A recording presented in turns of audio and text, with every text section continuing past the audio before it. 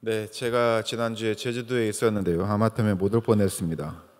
네, 여러분들 잘 아시는 것처럼 지난 화요일 밤 10시 20분경, 27분경에 갑작스러운 계엄령 선포로 인해서 사실 이 계엄령 포고령이 그대로 실행이 됐다고 하면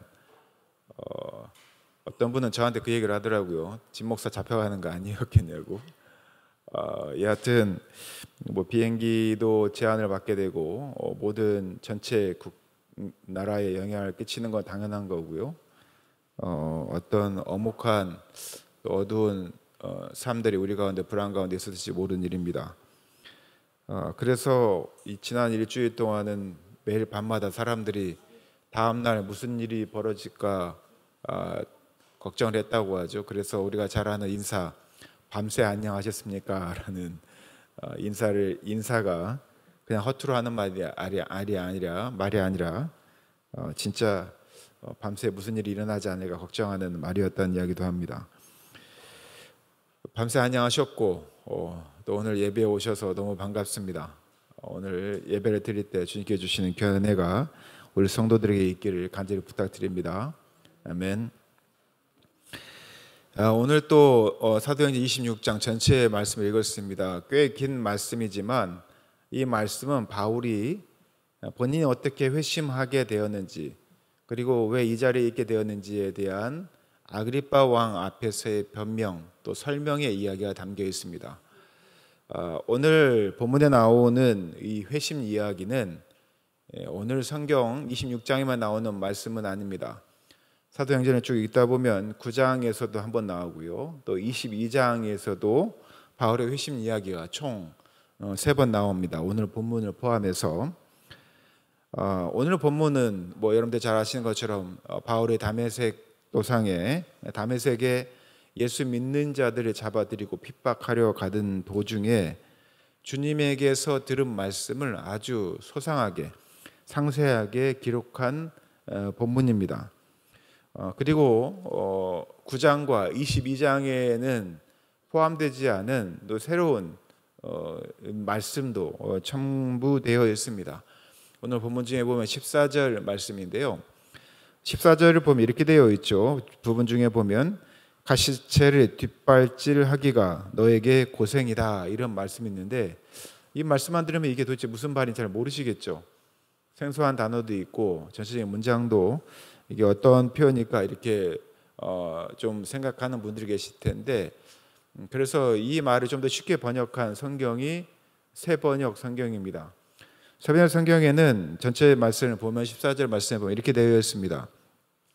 우리는 즉 다메섹에 가고 있는 바울과 그 일행은 모두 땅에 엎어졌습니다. 그때 히브리어 말로 나에게 사울아 사울아 너는 어찌하여 나를 핍박하느냐 가시가 돋친 채찍을 발길로 차면 너만 아플 뿐이다 하고 말하는 음성을 들었습니다. 이 뜻입니다.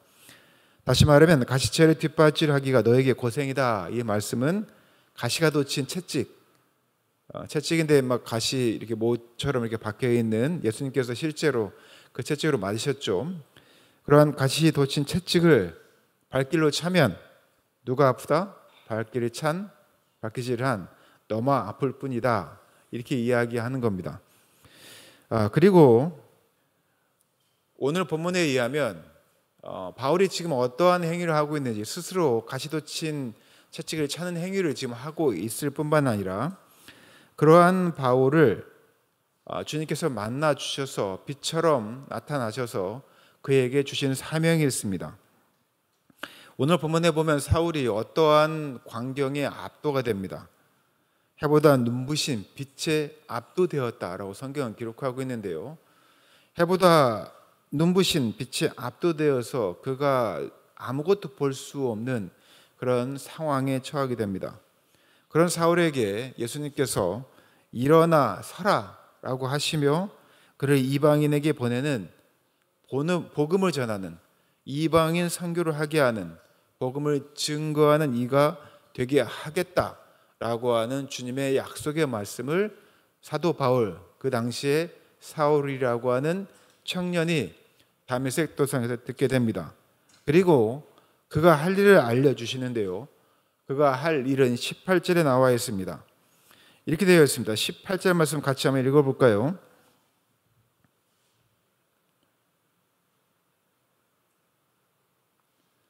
이방인에게 보내서 복음을 증거하는 일을 맡게 하신 주님께서 18절에 보면 이렇게 말씀하십니다. 함께 읽겠습니다. 시작. 그 눈을 뜨게 하여 어둠에서 빛으로 사탄의 권세에서 하나님께 돌아오게 하고 죄 사함과 나를 믿어 거룩하게 된 무리 가운데서 기업을 얻게 하리라. 아멘. 다시 말하면 이 말씀은요, 죽음의 삶이 아닌 생명에 있는 하나님의 사랑 안에서 살아가도록 이방인들에게 복음을 전하라는 것입니다. 아직 하나님을 믿지 않는 이들에게 어둠 가운데 살지 않고 죽음의 삶이 아닌 하나님의 사랑이 있는 생명이 있는 그 안에서 살아가도록 무엇을 전하라? 복음을 전하라는 것입니다. 그 전제로서 주어지는 것이 있습니다. 그것이 바로 눈을 뜨는 것입니다. 눈을 떠지는 일이 있어야 한다는 것이죠. 우리가 눈을 감고 있으면 내가 어디에 있는지, 또한 어떠한 환경인지, 또한 무엇이 내 주변에 있는지를 볼 수가 없습니다. 눈을 뜨게 되면 주변을 볼 수가 있죠. 내 현재 위치가 어디인지 알 수 있습니다. 그리고 내가 잘 살아가고 있는지, 또는 여전히 어둠 가운데 살고 있는 것은 아닌지 돌아보고 깨달을 수 있는 것이 바로 눈을 뜨는 행위로 우리가 알 수 있게 됩니다. 그리고 눈을 떠야 우리가 빛으로 나아갈 수가 있죠. 만약에 눈을 뜨지 않으면 우리가 어느 곳에 빛이 있는지, 어느 곳에 어둠이 있는지 분간할 수 없습니다. 빛으로 나아가서 빛 가운데 살아갈 때 우리가 비로소 죄 사함을 얻을 수 있는 것이고 하나님 나라의 백성이 될 수 있는 것입니다. 그것이 바로 우리가 간절히 원하는 구원이라는 것이다. 이것이 바로 성경에서 말하고 있는 요점입니다. 우리가 여기서 복음을 전한다는 것, 복음을 전한다고 하는 것, 그 행위, 또한 그런 삶이라고 하는 것은 어둠 가운데 있는 이들에게 눈을 뜨게 하고 자신의 자리를 보게 하는 것입니다. 그렇다면 우리 성도들에게 묻고 싶습니다. 우리 성도들은 복음을 전하고 계십니까? 여러분들이 말하는 말, 전하는 말, 또 여러분들이 살아가는 그 삶이 아직 하나님을 알지 못하는 이들에게 눈을 뜨게 하고 자신의 자리를 돌아보게 하고 또한 죄가 무엇인지를 깨닫게 하는 그러한 복음을 전하는 삶, 또한 그러한 매일의 삶들을 살아가고 있냐고 묻는 것입니다.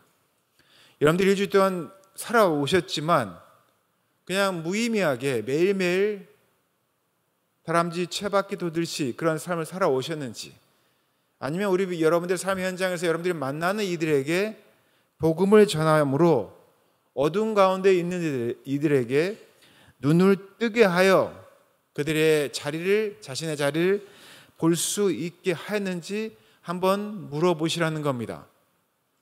그들이 그들의 삶이 사탄의 영향 아래 있음을 깨닫게 하는 그러한 복음을 전했냐는 것입니다. 사탄의 영향 아래 있다는 것, 어둠 가운데 살고 있다는 것이 얼마나 불행한 일인지 깨닫게 하여서 오늘 사울이 경험한 것처럼 해처럼 빛나는 주님 앞에 나오게 하셨냐는 겁니다. 이 어둠이라는 것, 사실 우리가 여러 가지 생각을 할 수 있습니다. 어둠이 무엇일까? 우리 삶 가운데 어둠이 어떠한 게 있을까? 우리가 한번 고민해 보겠습니다. 김영봉 목사님이란 분이 이 어둠에 대해서 세 가지로 구분을 했습니다. 첫 번째가 개인의 실존적 어두움, 우리가 살아가면서 우리가 경험하게 되는 어두움. 두 번째는 사회적 어두움, 그리고 마지막으로는 영적 어둠이 있다. 이렇게 세 가지로 분류했습니다. 첫 번째 개인의 실존적 어두움은 또 세 부분에서 두 가지로 나누는데요. 그 중에 하나는 결핍의 어두움이고 또 하나는 상실의 어두움입니다. 개인의 실존적 어두움 중에 결핍의 어두움은 우리가 갖는 물질적 결핍만을 의미하는 것이 아닙니다. 더 정확한 의미의 개인의 실존적 어두움 중에 결핍의 어두움은 우리가 하나님과 분리되어서 떨어지게 되므로 우리가 갖게 되는 사랑의 결핍을 이야기합니다. 하나님으로부터 우리가 당연하였던 것, 또 하나님으로부터 우리가 받았던 그 사랑이 결핍이 되어지면 우리 가운데 진리가 사라지고 거짓이 판을 치게 됩니다.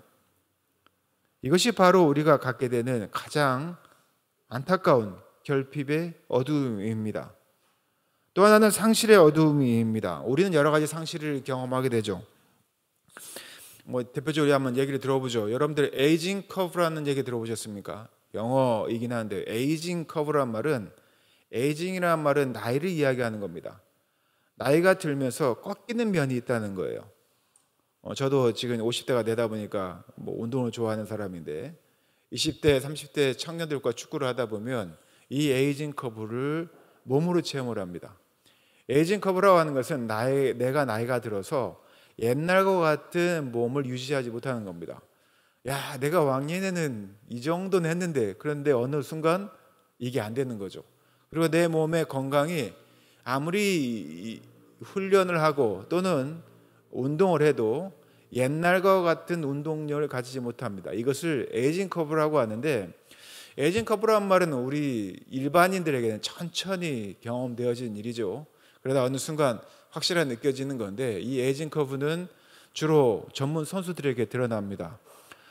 최근에 이제 손흥민 선수가 에이징 커브가 아닌가라고 하는 기사들이 많이 나오죠. 나이가 33세인데 어릴 때부터 그리고 최고의 순간들을 지나다 보니까 요즘 경기력이 떨어지는, 나이로 인해 떨어지는 모습을 보게 됩니다. 그 모습을 보고 사람들이 에이징 커브를 의심하게 되죠. 이제는 더 이상 선수로서 활동하지 못하게 되는 에이징 커브가 아니냐라고 하는데, 에이징 커브가 다가오게 되면 선수들은 몸값이 뚝 떨어지게 됩니다. 스스로도 많은 자신감들이 상실하게 되고 아무리 경험치가 많다 할지라도 몸이 따라주지 못해서 이것을 몸으로 경험하게 되죠. 이때 오는 상실감이 엄청나게 큽니다. 우리들도 그렇죠. 저도 나이가 들고 몸의 체력이 점점 떨어지고 옛날과 같이 회복이 되지 않는 에이징 커브, 즉 몸의 상실을 느끼게 되면 스스로 인생에 대한 다른 생각들을 하게 되고 과거와 같은 자신감들이 사라지게 되는 것들을 보게 됩니다. 우리의 몸이 그렇습니다. 우리의 몸의 건강이 점점 떨어지는 것들, 질병이나 장애, 몸의 연약함, 또는 관계의 단절, 사랑하는 이를 잃는 것, 또는 거부당하는 거나 버림받는 것, 이러한 모든 상실들을 우리가 경험하게 되죠. 그러나 우리가 이런 상실들을 어두움의 표현을 하는 이유는 이 상실의 어두움이 우리의 실제 인생에 큰 영향을 끼친다는 겁니다. 어떤 이들은 우울증을 경험하고요, 어떤 이들은 고독감을 경험하거나 절망하거나 심지어는 죄책감을 갖기도 합니다. 어떤 이들은 허무함을 느끼기도 하죠. 그리고 이것들이 잘못되어지면, 극복되어지지 못하면 우리 인생의 어두움을 짙게 들이우게 됩니다. 그러한 경험들을 우리는 이미 하고 있고 현재 과정 중에 있습니다. 이러한 개인의 실존적 어두움 외에 또 김현모 목사는 또 하나의 어두움이 있다고 합니다. 그것을 사회적 어두움이라고 합니다. 민주주의 사회가 그래도 이러한 사회적 어두움이 작다고 이야기를 하죠. 이 시대에 그래도 민주주의가 각광을 받는 이유 중엔 한 인간이 사회적으로 존중받고 인정받고 자유와 권리를 보장받기 때문입니다. 그래야 자신의 꿈을 설정을 하고 그것을 위해 열심히 살고 계획을 세우게 되는 것이죠. 그런 사회를 우리는 건강하고 밝은 사회라고 이야기를 합니다. 하지만 그 반대일 경우는 어떨까요? 이를 저해하거나 방해 또는 파괴한다면 우리는 그 사회를 어둠이 짙게 드리워진 암울한 사회라고 이야기합니다. 우리가 지난 화요일 그 사실을 경험을 했죠. 국가의 시스템이 파괴되어지고 민주주의가 무너질 수도 있다라고 하는 경험을 여러분들은 그 한밤에 경험을 했습니다. 그 외에도 양극화 현상도, 또 우리 사이에 있는 차별도, 또한 사법제도의 붕괴, 또한은 민생, 치안의 어려움, 이러한 것들이 우리를 그렇게 만듭니다. 결국엔 우리를 극심한 공포나 불안감에 사로잡히게 하고 이것들을 인간의 욕심이 만든 사회적 어두움이다, 이렇게 이야기를 합니다. 그런데 신기하게도 교회는요, 또 그리스도인들은 첫 번째 개인의 어둠에 대해서는 관심을 많이 갖습니다. 다시 말하면 우리가 개인 구원에는 많은 관심을 갖죠. 개인적으로도. 목회자들도 개인에게 이런 어둠들이 있다고 판단이 되면 모든 에너지와 사랑을 쏟으며 그 한 개인에게 집중을 합니다. 그리고 그들이 그 상황에서 잘 벗어나도록 도움을 주죠. 그러나 사회적 어둠에 생각보다 비교적 관심을 갖지 못합니다. 이 사회적 어둠에 관심을 갖는다고 하는 것은 사회적 구원에 관심을 갖는다는 이야기입니다. 아마 이 용어가 여러분들에게는 매우 어색하게 들릴 수도 있습니다. 잘 듣지 못해서 그럴 수도 있는 것이죠. 내가 예수 믿고 복받아 축복받아 내가 구원을 이루고 하나님 나라의 즉 천국에 들어간다라고 하는 이 개인적 구원에 대해서는 여러분 너무나 명확한 신앙 고백을 합니다. 그러나 내가 살고 있는 이 사회가 어떻게 하나님 나라를 이룰 것인지에 대한 지대한 관심, 즉 이 사회가 어떻게 하면 하나님께서 원하시는 그러한 나라로 만들어질 건가 하는 그런 사회적 어둠에 대한 관심과 사회적 구원에는 큰 관심을 갖지 않습니다. 즉 개인적 정의에는 큰 관심을 갖지만 그러나 사회적 정의에는 큰 관심을 갖지 않는 것과 같은 것이죠. 그러나 우리 그리스도인들이 사회적 악에 큰 관심을 갖지 아니하면 이 사회는 사회적 어두움의 지배를 받게 됩니다. 그러면 개인적 구원도, 개인의 삶도 피폐해질 수밖에 없는 것이죠. 그리고 마지막으로 세 번째가 영적인 어두움입니다. 이 영적인 어두움도 두 가지 나누어갈 수가 있는데 하나는 영적 세계에 대한 무지 혹은 오해를 말할 수 있습니다. 영적 세계에 대한 무지 혹은 오해라고 하는 것은 우리가 영적 세계를 믿지 않는 이들이 있다는 것입니다. 영적 세계를 믿지 않는 이들이 있죠. 우리가 대표적인 것이 과학주의입니다. 과학주의라고 하는 것은 내가 과학적으로 증명하는 것만 믿겠다는 것입니다. 이 영적인 신비한 세계를 믿지 않는 것이죠. 또 하나는 물질주의입니다. 물질주의는 모든 가치를 물질에만 두는 것입니다. 내가 먹고 마시고 소유하는 것에 모든 인생의 목적이 있는 것입니다. 이것을 물질주의 또는 환원주의라고 이야기를 합니다. 또 있습니다. 영적인 것에 대한 오해가 있습니다. 영적인 것에 대한 오해는 영적인 것에 대해서 잘못된 이해를 갖는 것이죠. 그것의 대표적인 것이 무속입니다. 또 역술에 해당되는 것들이죠. 내 마음의 불안감을 위하여서 영적인 것을 잘못 이해하는 것입니다.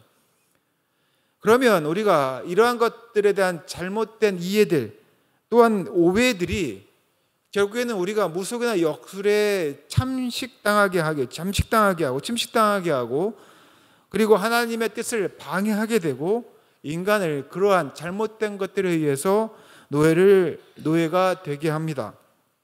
이것을 우리는 악한 영이다라고 이야기합니다.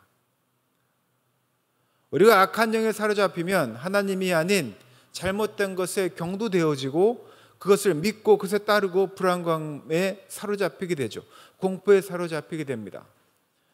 우리가 많이 염려하는 것 중에 하나가 우리나라의 이 국정이 무속에 의해서 운영되는 것은 아닌가라고 하는 걱정을 하는 것도 바로 거기에 있는 것이죠. 그러나 우리가 안심해야 할 것은 성경은 그리스도인의 삶을 인도하고 도우시는 영이 있다라고 이야기를 합니다. 성경은 그분을 태초부터 계셨고 함께 일하셨다고 이야기합니다. 그것이 바로 어떤 존재입니까? 성경은 성령님이다라고 이야기합니다. 예수님께서도 영적 세력들 중에 악한 영이 아닌 오직 성령님만이 우리가 섬기고 의지할 뿐이다라고 가르쳐 주셨습니다. 그분이 우리로 하여금 예수님을 알게 하고 또한 예수님을 닮아가게 하고 하나님의 뜻이 무엇인지 알게 하신다. 바로 성령님이 그러한 일을 하신다라고 우리에게 말씀하고 계십니다. 그러나 이러한 성령님이 계심에도 불구하고 그리스도인들조차 잘못된 영적 세계에 경도되어져서 하나님 뜻이 아닌 인간의 욕심을 이 신앙 가운데서 잘못된 신앙 가운데서 이루고자 하는 이들도 있습니다. 그러한 이들에게 영적으로 눈을 뜨게 함으로 하나님을 믿는 믿음 안에서 새로운 삶을 살게 하는 것이 복음을 전하는 이에 또한 그리스도인의 삶의 가장 중요한 사명이다라고 하는 것이 오늘 바울이 우리에게 말하는 이야기입니다. 회심한 바울이 이방인을 선교하기 위해서 지금 보냄을 받았는데 복음을 전하는 일이 그들에게 눈을 뜨게 하여 빛으로 가게 하며 하나님의 말씀 가운데 살아가게 하는 것, 그것이 바로 복음을 받은 자, 예수를 믿는 자들의 사명이라고 이야기하는 것입니다. 그렇지 않으면 우리가 영적으로 어두운 가운데 있어 우리 눈이 가리워지고 우리의 인생을 망치는 것이다라고 이야기하는 겁니다. 예수님께서는 우리의 영적인 눈을 뜨게 하십니다. 그리고 당신의 사람들에게 다가가게 하셨습니다. 우리의 옆을 돌아보게 하시고 이 세상을 새롭게 보게 하시고 하나님의 자녀로 우리가 회복하시는 것을 우리가 목격하고 있고 증거되어진 사람들입니다. 여러분들이 그래서 지금 이 자리에 와 있는 것 아닙니까? 하나님을 떠나 우리가 갖게 되는 어둠의 참상은 실상 너무나 무서운 현실입니다. 당장 우리의 삶을 보아도 그렇습니다. 서두에도 말씀드리고 중간에 말씀드렸지만 우리가 전무후무한 일을 경험하게 됐죠. 저도 45년 전에 제가 깊이 인지하지 못했지만 계엄령 하에 살았던 사람 중에 하나입니다. 그리고 계엄령에 준하는 그러한 엄혹한 세월 가운데 정말 이 공권력에 의해서 인권이 어떻게 유린되어지는지 그 현장들을 보고 듣고 또는 간접적으로나마 경험했던 그 시대를 살았던 사람입니다. 또 처음으로 이 계엄령이라고 하는 것을 경험해 보신 분도 계실 겁니다. 계엄령이 선포되어진 순간 많은 사람들이 두려움에 사로잡혔죠. 단지 이게 어떠한 일인지 그냥 해프닝 정도로 여기거나 실상을 느끼지 못한 분도 계셨을지 모르겠지만, 그러나 그 어둠의 세력이 우리의 삶을 어떻게 침식하였는지 피부로 느꼈던 이들은 아마 소스라치게 놀라는 경험을 했을 겁니다. 60이 넘은 정치인이 45년 전 계엄령의 어두운 그늘에서 그가 경험했던 그 날을 다시 떠올리며 눈물 흘리는 장면을 보았습니다. 이걸 우리가 트라우마라고 이야기를 하죠. 다시 그때로 돌아가지 않을까라고 하는 공포가 그의 삶을 사로잡는 겁니다. 젊은 시절 무도한 권력에 의해서 당했던 트라우마가 다시 떠올랐기 때문입니다. 저는 그분이 얘기했던 그 내용을 듣고 정말 그랬다고 한다면 얼마나 치욕적이고 모욕적이고 얼마나 무서웠을까라는 생각을 했습니다. 며칠 동안 팬티만 입은 채로 두들겨 맞았던, 아무 이유도 없이 그냥 두들겨 맞기만 합니다. 그 이유를 그들은 이렇게 얘기합니다. 기세를 뺏기지 않기 위해서 그냥 젊은 청년들 데리고 와서 그냥 팬티만 입히고 그냥 두들겨 패는 겁니다. 아무 이유도 없습니다. 45년 전에 실제로 그런 일이 벌어졌습니다. 계엄령 하에서. 그때를 경험한 그 사람들은 계엄령이 선포되어지고 이게 해지되지 않으면 내가 잡혀가서 또다시 그러한 경험을 할 거라고 하는 트라우마에 그만 눈물을 흘리고 소스라치는 겁니다. 그러한 무작정 맞기만 했던 그런 공포들, 나를 억제했던 그런 삶의 불안들, 깨진 관계들, 이러한 것들이 정상 생활을 불가능하게 만드는 겁니다. 그게 어두움의 실상입니다. 어떤 이들은 이것을 잊으려고 하고 모른 채 하고 또 모르고 살기도 하지만, 그러나 우리가 눈이 딱 떠지는 그 순간, 그 어둠의 실상이 발견되는 순간 우리는 불안하고 또한 소스라칠 수밖에 없습니다. 그러한 이들이 눈을 뜨고 빛으로 가게 하는 것, 이것이 바로 복음을 전한다는 것입니다. 다시 말하면 어둠의 실상을 보게 한다는 것이죠.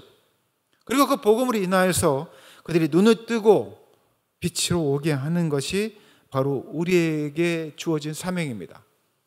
가장 먼저는 예수 그리스도를 믿는 우리 개인에게 시작하는 것이고, 그것이 사회적 구원에 이르게 하는 것이며 개인에게서 머물지 않고 내 이웃에게까지 다가가서 그들이 빛으로 나오도록 돕는 것, 이것이 지금 바울이 오늘 20장 전체를 통해서 우리에게 고백하는 것이고 또한 우리에게 주어진 사명이라는 것입니다. 말씀에 맺겠습니다. 사랑하는 제1교 성도 여러분, 혹시 우리가 예수 그리스도 믿는다고 하면서도 여전히 어둠 가운데 계십니까? 그렇다면 말씀으로 인하여서 눈을 뜨시기 바랍니다. 여러분들의 어둠의 실상을 확인하시고 주님이 주시는 그 빛나는, 해와 같이 빛나는 빛으로 다가가시기 바랍니다. 그래야 그곳에 우리에게 죄사함이 있고 또한 평화가 있고 평안이 있고 우리가 얻고자 하는 구원이 있습니다. 아직 어둠 가운데 있는 그런 분들이 계십니까? 상실의 어두움, 결핍의 어두움, 사회적 어두움, 영적 어두움 가운데 살아가고 있는 여러분들의 지체가, 이방인들이 있습니까? 그들에게 복음을 전함으로 그들의 눈이 띄어져서 어두움에서 벗어나며 자신의 어둠의 실상을 발견하고 빛이 되신 예수님께 다가올 수 있도록 여러분들이 삶을 살아가시고 복음을 전하십시오. 그들을 인도하십시오. 그것이 바로 그들을 살게 하는 것입니다. 그들을 하나님의 사랑 가운데 살게 하는 것이고 그들을 구원에 이르게 하는 것이고 그들을 죽음에서 생명으로 오게 하는 것임을 여러분들이 알았으면 좋겠습니다.